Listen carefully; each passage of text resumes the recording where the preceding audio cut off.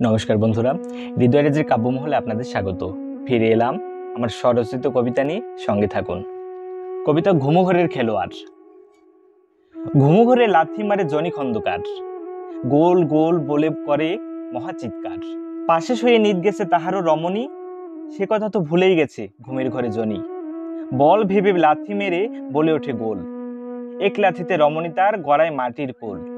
খাট থেকে পড়ে গিয়ে ভাঙে হাত পাও, গালি দিয়ে কান্না জুড়ে করে হাউমাউ। মুখ পুরো উন্মুখ, খেলার এত নেশা, মাঠে গিয়ে খেলো গিয়ে ছেড়ে দিয়ে পেশা। মাঝরাতে ঘুমো ঘরে করো কেন চিৎকার, খেলার এত নেশা তবে ঘুমানোর কি দরকার। নিজেই তো হতে পারো সব সেরা প্লেয়ার, দিলে তো সেই কোমর ভেঙে ঘুমো ঘরের খেলোয়াড়।